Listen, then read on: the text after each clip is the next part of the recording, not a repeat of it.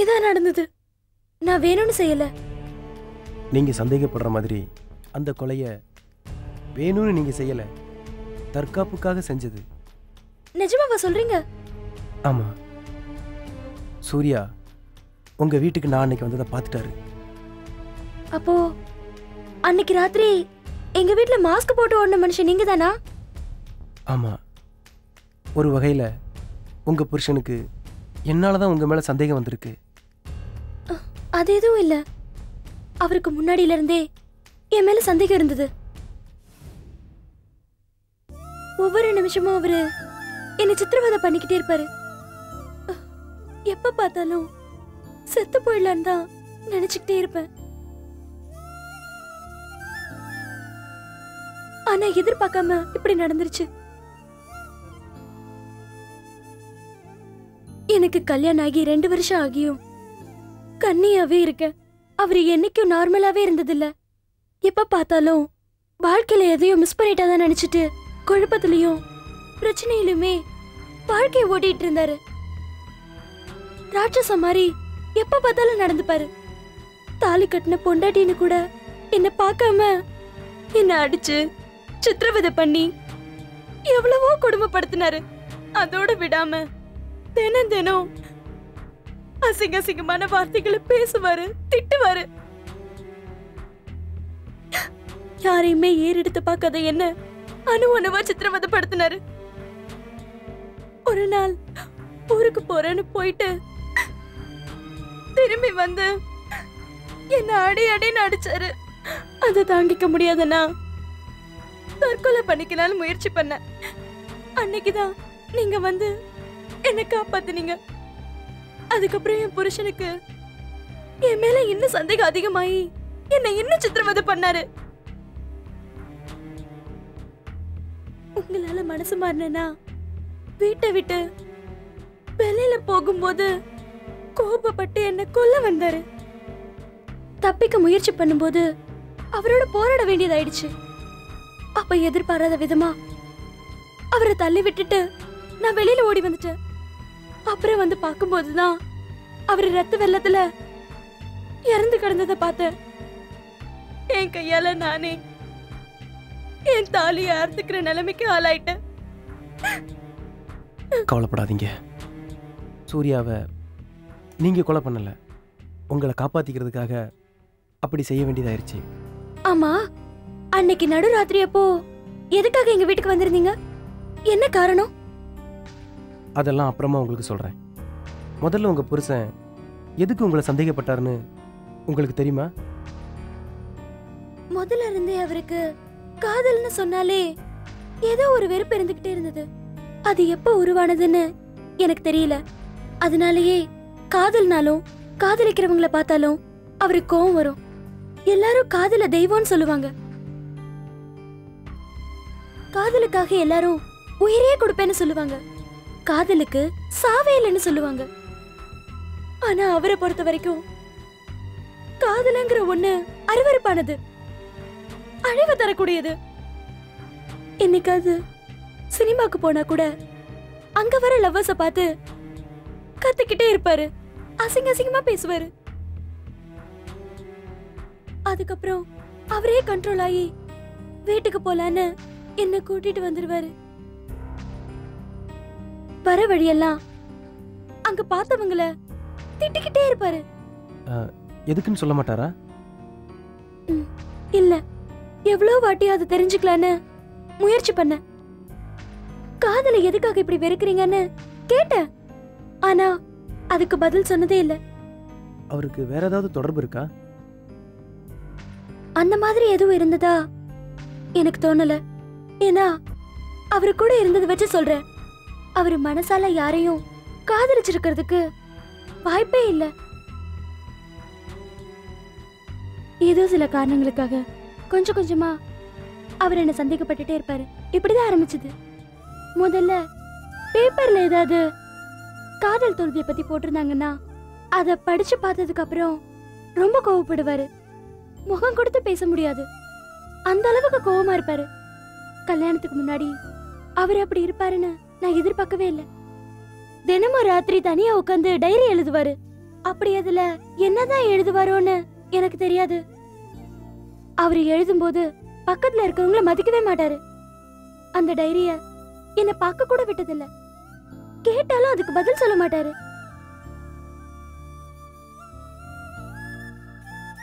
ஒரு நாள் என் மாமா வந்தாரு. அன்னையில இருந்து அவள் மேலயும் சந்தேகப்பட ஆரம்பிச்சிட்டாரு. கோவப்படுவாரு. அயன்காரன் கீழே போட்ட சிகரெட் துண்ட பார்த்துட்டு என் மேல காரணமே இல்லாம கோவப்பட்டுட்டு இருந்தாரு. கெரோசின் ஊத்தி என்ன கொன்னிடுவேன்னு சொன்னாரு. ஆனா அப்பா அங்க உட்கார்ந்துட்டு இருந்த அயன்காரனை பார்த்து அவன் போட்ட சிகரெட் தானே தெரிஞ்சு என்ன விட்டுட்டாரு. இப்படி ஒவ்வொரு நிமிஷமும் சாவ நோக்கி போயிட்டு இருந்தனா அதிர்ஷ்டவசமா உயிர் தப்பிச்சுக்கிட்டு இருந்தேன். ஆமா, நீங்க யாருன்னு சொல்லவே இல்ல. யாருக்கும் தெரியாம எதுக்கு எங்க வீட்டுக்கு வந்தீங்க? சொல்லவே இல்லையே. காரணம் இல்லாம காரியம் இல்ல, மரணம் இல்லாம ஜனனம் இல்ல. உங்களுக்கு தெரியாதா? விதி வழியா தான் எல்லாம் நடக்கும். கொஞ்சம் பேரு கஷ்டப்படுவாங்க, வேதனைப்படுவாங்க, துடியா துடிப்பாங்க, மனசு நெருப்பா கொதிக்கும். நீங்க என்ன பேசுறீங்கன்னு எனக்கு புரியலங்க. சமயம் வரும்போது நானே உனக்கு சொல்றேன். ஒரு பணத்தை வீட்டுக்குள்ள வச்சுக்கிட்டு இப்படி நீங்க பேசிக்கிட்டு இருக்கிறது நல்லது கிடையாது. இப்ப என்ன பண்ணலான்றீங்க? வெளியே என் கார் இருக்கு. பணத்தை கார்ல ஏத்திட்டு தூரமா எங்கேயாவது கொண்டு போய் யாருக்கும் தெரியாம மறைச்சிடுறேன். கொஞ்சம் ஹெல்ப் பண்ணுங்க.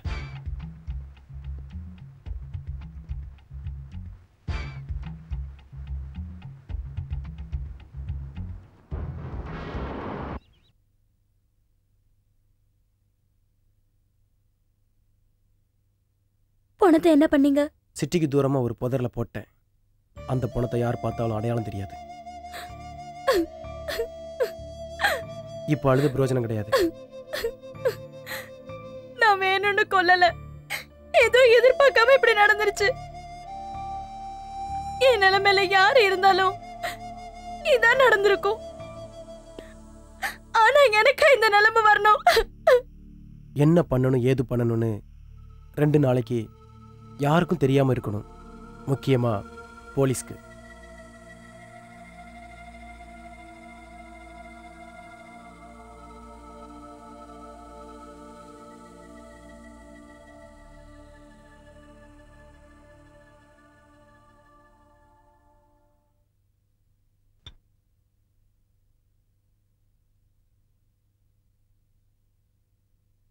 நான் நினைச்சது நடந்துருச்சு.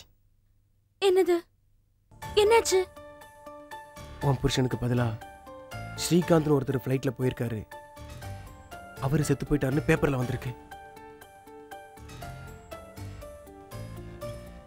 அப்படின்னா இப்போ என் ஹஸ்பண்ட் டிராவல் பண்ணலன்னு தெரிஞ்சிருக்குமா?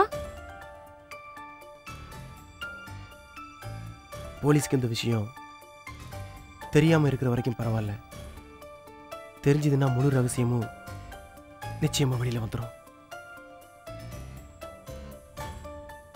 யார் அது? தெரியாது. போன் எடுத்து பேசு, பயப்படாத. ஹலோ, யாரு? என் புருஷனை கொலை பண்ணிட்டாங்களா? நீங்க யாரு? ஹலோ ஹலோ ஹலோ, யார் பேசுறீங்க? என்ன? உங்களுக்கு எப்படி தெரியும்? ஆஹா, என்ன பணம் வேணுமா? எவ்வளவு? இப்படி திடீர்னு கேட்டா எப்படி? Okay okay okay. அட கடவுளே, என்னாச்சு? என்ன சொல்றா? நம்ம 2 பேரும் இல்லாம 3ஆவதா யாரோ ஒருத்தருக்கு இந்த ரகசியம் தெரிஞ்சு போச்சு. 1 லட்சம் ரூபாய் வேணும்னு கேக்குறான். 1 லட்சம் ரூபாவா? 2 நாள்ல பணம் வேணும்னு கேக்குறான். இன்னைக்கு சாயங்காலம் ஃபோன் பண்ணி பணத்தை எந்த இடத்துல கொடுக்கணும்னு சொல்றேன் நான்.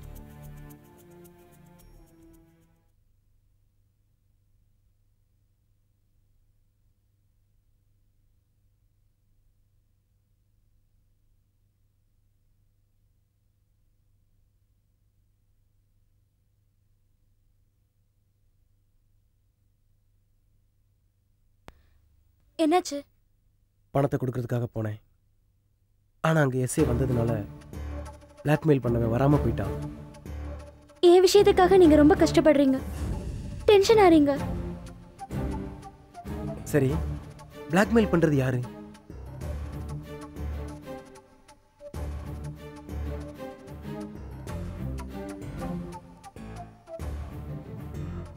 ஸ்ரீலதா மேடம். ஹலோ ஹலோ, நீங்கள் யார்? I am Vijay. நான் சூர்யாவோட ஃப்ரெண்டு. ஓகே. ஸ்ரீலதா மேடம், நீங்கள் போய் சொல்லியிருக்கீங்க. உங்கள் வீட்டுக்கார் வெளியூர் போகலை. I'm right? இல்லையே, பைசாக் போறேன்னு சொல்லிட்டு தான் போனாரு. ஃப்ளைட் டிக்கெட் கூட என்கிட்ட காட்டினாரே. அஃப்கோர்ஸ் உங்ககிட்ட அப்படி தான் சொல்லிட்டு போயிருக்காரு. ஆனால் ஃப்ளைட்டில் தனக்கு பதிலாக வேற யாரோ ஒரு ஆளை அனுப்பியிருக்கிறாரு. ஆகையால் செத்து போனது உங்கள் புருஷன் இல்லை. செத்து போனது என் புருஷன் இல்லைன்னா அவர் என்னன்னாரு? இன்னும் வீட்டுக்கு கூட வரலையே. அதான் புரியல. பை த பை, விசாரிச்சு பார்த்ததுல ஒரு சடலம் கிடைச்சிருக்கு. சடலம் கிடைச்சதா? அது சூர்யா தானா? அஃப்கோர்ஸ் இருக்கலாம். ஆனால் எங்களுக்கு அவ்வளோ சரியா முகம் தெரியல. நீங்கள் வந்து பார்த்தீங்கன்னா கொஞ்சம் கரெக்டாக இருக்கும். எனக்கு போனா நான் பயம். இப்படி சொன்னால் எப்படி? உங்கள் புருஷனை நீங்கள் தான் அடையாளம் காட்ட முடியும். நீங்கள் தான் வந்து சொல்லணும். கம்ஃபாஸ்ட்.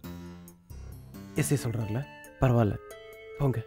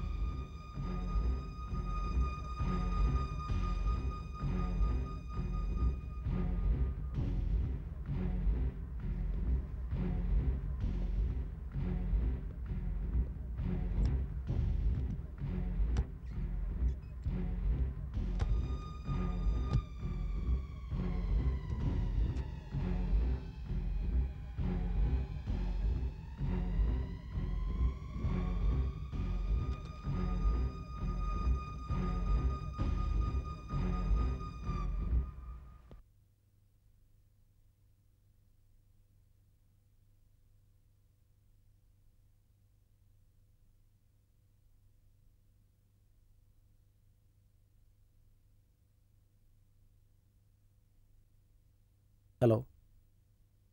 நான் தான், சொல்லு. பணம் வேணுமா? எஸ்ஏ வந்ததுனால நீ வரல. ஓகே ஓகே, எங்கே வரணும்? Okay bye.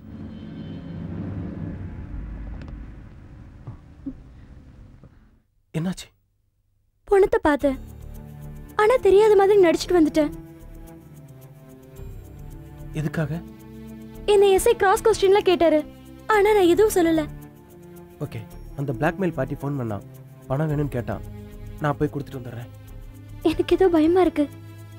உனக்கு எதுவும் ஆகாது, எல்லாம் நல்லா தான் நடக்கும். ஓகே.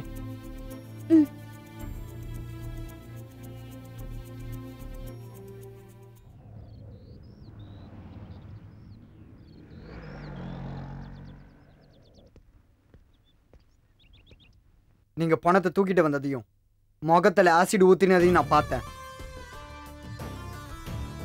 ரொம்ப கஷ்டப்படாம இந்த மர்டர் மேட்டர் கிளியர் ஆயிடுச்சு. அது இல்லை இன்ஸ்பெக்டர் சார், நான் சொல்றது கொஞ்சம் கேளுங்க. டேய், மரியாதையா வந்து கார்ல ஏறு. எங்க வச்சு விசாரிக்கணும்னு எனக்கு தெரியும். Come on move.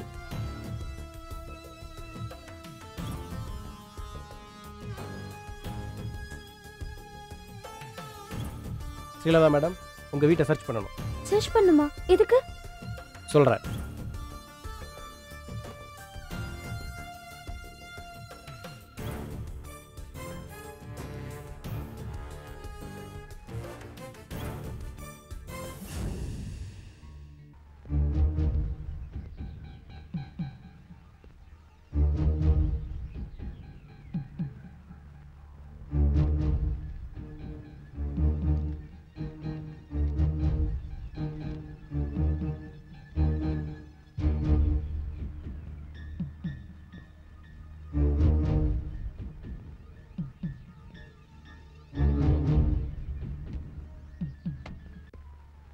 ஸ்ரீலதா மேடம், நீங்கள் போய் சொல்கிறீங்க. நீங்கள் என்னன்னா உங்கள் புருஷன் வெளியூருக்கு போயிட்டாருன்னு சொல்கிறீங்க. ஆனால் அந்த டைரியில் அதே நாள் சாயந்தரம் டைரி எழுதினதுக்கான ஆதாரம் இருக்குது. அப்படி பார்க்கும்போது ஒரு விஷயம், அவர் வெளியூர் போகலைன்றது ரொம்ப நல்லா தெரியுது. இல்ல, எனக்கு அதை பத்தி தெரியாது. அப்படி சொல்லாதீங்க. நான் எல்லா விஷயத்தையும் கலெக்ட் பண்ணிவிட்டு உங்களை விசாரணைக்கு கூப்பிடுவேன். கொலைகாரன் எவ்வளவு திறமைசாலியாக இருந்தாலும் ஏதாவது ஒரு தப்பு பண்ணியிருப்பான், இல்லை ஏதாவது ஒரு தடயத்தை விட்டுருப்பான், யாராவது ஒருத்தர் கண்ணிலையாவது பட்டிருப்பான். இவர் ஒரு டெலிஃபோன் ஆப்ரேட்டர். உங்கள் வீட்டு ஃபோன் ரிப்பேருக்காக வந்திருக்காரு. அதனால உங்கள் ஃபோன் நம்பர் தெரிஞ்சிருக்கு. அது மட்டும் இல்லாமல் அன்னைக்கு உங்கள் ஹஸ்பண்ட் பணத்தை இவர் புதரில் போடும்போது அவர் பார்த்துருக்காரு. அவருக்கு சந்தேகம் வந்திருக்கு. அதோட பணம் அடையாளம் தெரியாமல் இருக்க அது மூஞ்சில் ஆசிட் ஊற்றினதை பார்த்துட்டு ஃபோனில் பிளாக்மெயில் செஞ்சுருக்காரு. இதெல்லாம் எனக்கு எப்படி தெரியும்னு நினச்சிங்களா? எனக்கு உங்கள் மேலே சந்தேகம் வந்ததுனால ஃபோனை டேப் பண்ணேன். இவன் பண்ண தப்பும் நீங்கள் பண்ண தப்பும் எல்லாமே எனக்கு தெரிஞ்சு போச்சு. வேண்டாம், இனிமே எதுவுமே சொல்லாதீங்க. நான் தான் கொலைகாரி. நான் தான் அந்த கொலையை பண்ணேன். அன்னைக்கு என்ன நடந்துச்சுன்னா,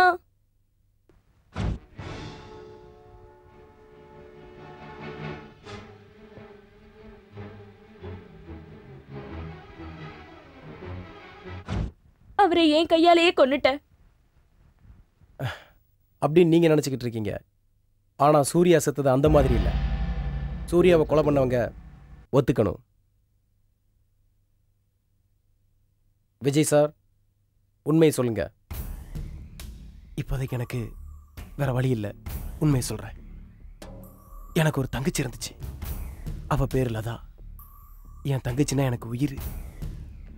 அது இல்லை லதா, இன்னும் எவ்வளோ நாள் இப்படி காத்துட்டு இருக்கிறது? நமக்கு கல்யாணம் ஆற வரைக்கும். அதை தான் கேட்டேன்.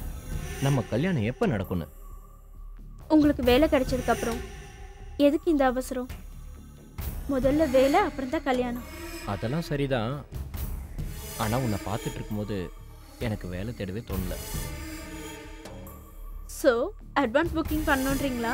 No no no no no, அந்த மாதிரிலாம் ஒன்றும் இல்லை. லைட்டாக கிஸ் பண்ணணும், அவ்வளோதான். ப்ளீஸ் சூர்யா, எனக்கு என்னமோ பயமா இருக்கு. ஓகே ஓகே, அதெல்லாம் கல்யாணத்துக்கு அப்புறம் தான். சரி, ஓகேவா? ஓகே. இப்போ நம்மளோட கல்யாண விஷயத்தை பற்றி உன் அண்ணன் கிட்ட சொன்னியா இல்லையா? இது வரைக்கும் சொல்லல. ஆனா என் அண்ணன் நம்ம கல்யாணத்துக்கு தடையா இருக்க மாட்டாருன்னு நான் நினைக்கிறேன். ஓகே, அண்ணன் வர டைம் ஆயிடுச்சு. நான் இப்ப கிளம்புறேன். சரி, மறுபடியும் நாளைக்கு இதே டைம்க்கு இதே மாதிரி ட்ரெஸ் போட்டு அழகா வந்துடணும். Okay okay okay, bye. By.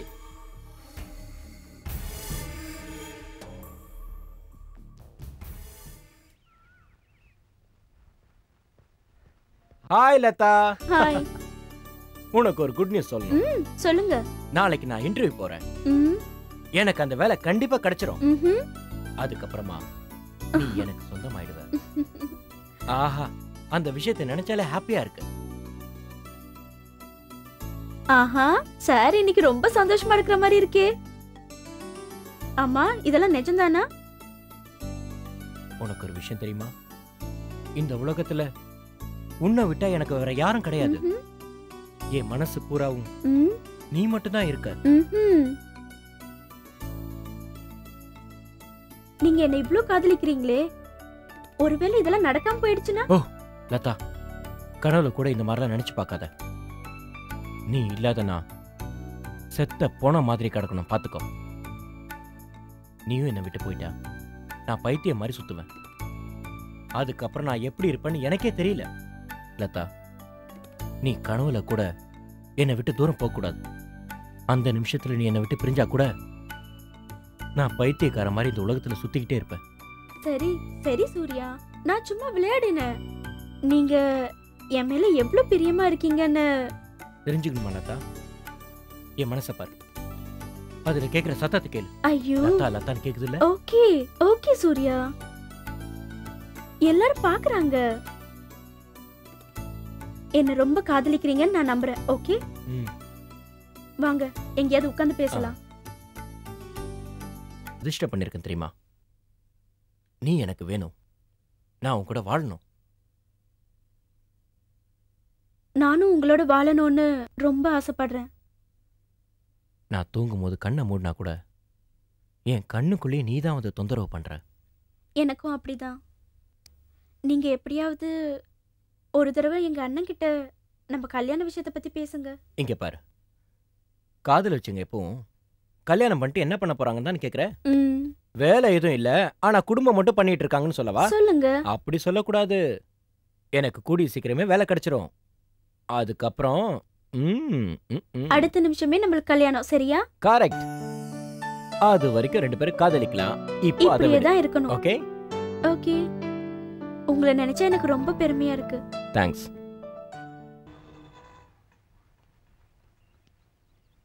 Latha, என்ன உனக்கு ஒரு மாப்பிள்ளை பார்த்துருக்கேன்டா. அந்த பையன் ரொம்ப நல்ல பையன், அழகாவும் இருக்கான். நீ ஓகே சொன்னா உடனே கல்யாணத்தை முடிச்சிடலாம். உங்க இஷ்டம்னா. தேங்க்யூடா.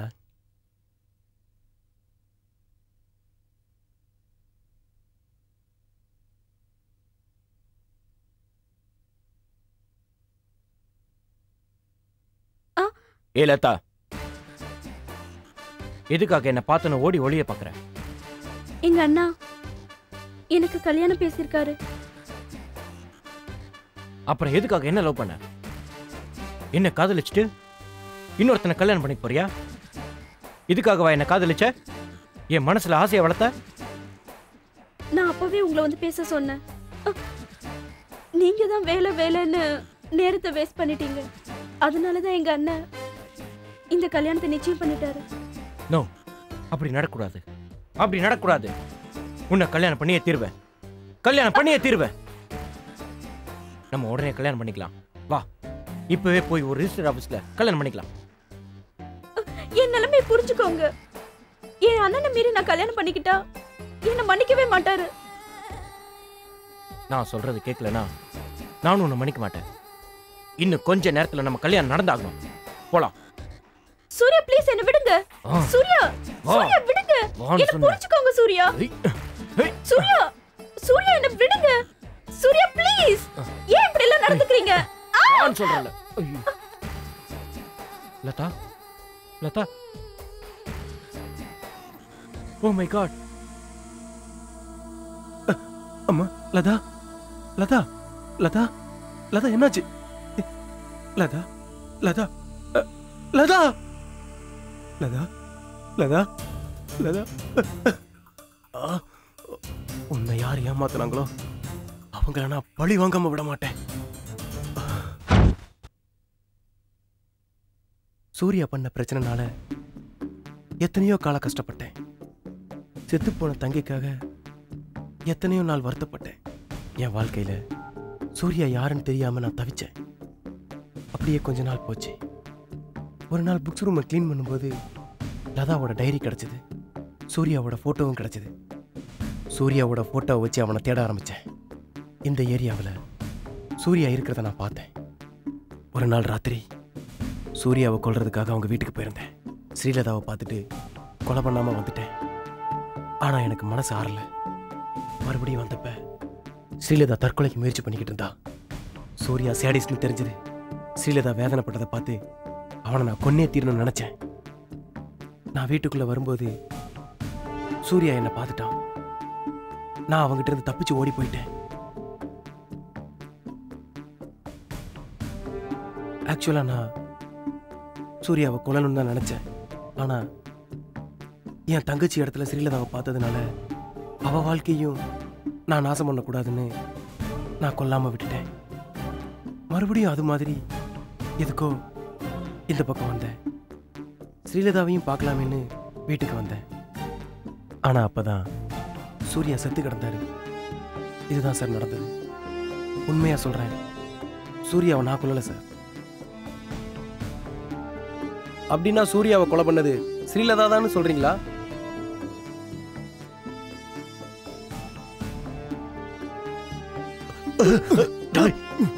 சொல்றா, இப்பவாது சொல்லு. உண்மை எல்லாத்தையும் சொல்லு. சொல்றா, சொல்லு. இப்பவும் எனக்கு தெரியான்னு சொல்ல போறியா? சொல்லு. அந்த டெட் பாடியை பத்தி எல்லாத்தையும் சொல்லு. இல்ல நீ டெட் பாடி ஆகுற வரைக்கும் உன்னை சித்திரவதை செய்யாம விட மாட்டேன். சொல்லு, சொல்றா. வேண்டாம் சார், என்னை கொண்டாடாதீங்க. நான் உண்மையை சொல்லிடுறேன். அந்த சூர்யாவை கொலை பண்ணது நான் தான். ஆமா, இந்த கொலை பண்ணது நான் தான். சூர்யா ஸ்ரீலேகாவை கல்யாணம் படிக்கிறதுக்கு முன்னாடியே நான் ஸ்ரீலேகாவை லவ் பண்ணேன். ஆனா சடனா அவளுக்கு சூர்யாவோட கல்யாணம் ஆயிடுச்சு. எனக்கு பைத்தியமே பிடிச்சிருச்சு. இந்த விஷயம்லாம் ஸ்ரீலேகாவுக்கு தெரியாது. ஆனா ஒவ்வொரு நாளையும் என் டென்ஷன் அதிகமாகி எப்படியாவது ஸ்ரீலேகாவை அடையணும்ன்ற ஆசையில சூர்யாவை கொண்டு ஸ்ரீலேகாவை சொந்தமாக்கிக்கலான்னு நினைச்சேன். அந்த நாள்ல இருந்து நான் சூர்யாவை கொலை பண்ண பல தடவை முயற்சி பண்ணேன். நானே எதிர்பார்க்காம அன்னைக்கு எனக்கு சந்தர்ப்பம் கிடைச்சது. எனக்குள்ள இருந்து கோவம் வெளியே வந்தது. அன்னைக்குதான் சூர்யா ஸ்ரீலேகாவை கொலை பண்ண முயற்சி பண்ணிக்கிட்டு இருந்தா. அப்ப சூர்யா எதிர்பார்க்காம கீழே விழுந்துட்டான். ஏண்டா என் ஸ்ரீலேகாவையே நீ கல்யாணம் பண்ணிக்கிட்டு சித்திரவதை பண்றியா நாயே? அவளடா ஏவத மாதிரி பார்த்துக்கிட்டு இருந்திருப்பா.